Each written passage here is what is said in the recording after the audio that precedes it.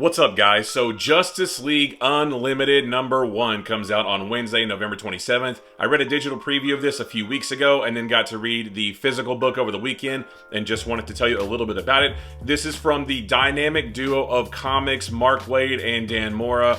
And guys, you've heard me say it before, and I'm going to say it again right here. This is my favorite single issue of any book of any publisher for the entire year. So the best way to describe this new era of the Justice League is, did you watch the Justice League Unlimited cartoon from the early 2000s where all of the heroes were on the Watchtower and different heroes would go on different missions every episode?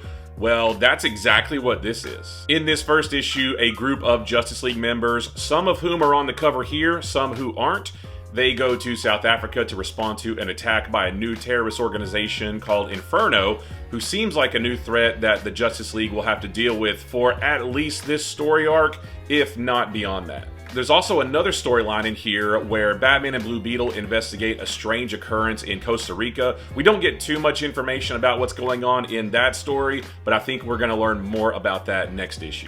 In addition to those two storylines, there is a character in here that acts as our POV throughout the issue, and we get our best look yet at the new Justice League Watchtower and how the Justice League works. We see that there is a character, I'm not going to tell you who helps coordinate all the different missions and selects the heroes to deal with various missions based on who would best be suited for those missions. Guys, this book is so great. I am definitely not doing it justice here, but I'm trying not to spoil anything for you. But this is the Justice League book that I've always wanted, and it feels like a comic that you would pick up off the spinner rack in the 80s with all of the great action, the great art, and the great storytelling. I was on a retailer call with Mark Waid and some other folks from DC a few weeks back, and they talked about how this book is going to be the core of the DC Universe. All of the major things that happen in the DC Universe will be in here, and the other books are connected to this and enhance the universe even further. DC is just doing a phenomenal job of making all of their books feel like that they're connected together and that they all exist in one giant universe. There is a panel in here with Renee Montoya, The Question, wandering the halls of the Watchtower, that kind of connects to the Question miniseries that just started. There is a panel that references the Atom Project that involves Ray Palmer and Ryan Choi. We know we're getting a series of that coming soon.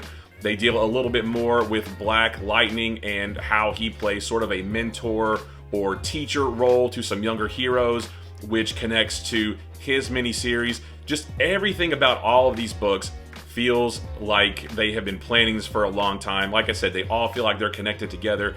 This almost feels like an event with a bunch of tie-ins, although don't worry, this is not an event, but it kind of feels that way. If you want to know what's going on in that room of the Watchtower, well, there's a mini-series of that. If you want to know what those characters over there are doing, there is a mini-series for that. You don't have to read them if you don't want to. You can just stick with this if you just want the main story. But if you want to know, hey, what's that guy doing and what's that girl doing, there are books for that, and they all feel like they go together. It is just so well done. It's so much fun to read and to see all of these characters interact with each other. I just cannot say enough good things about this book, about DC and everything they're doing right now. So if you guys couldn't tell, I absolutely love this book. This has my highest possible recommendation of any book out there. I recommend this more than anything. It is so much fun.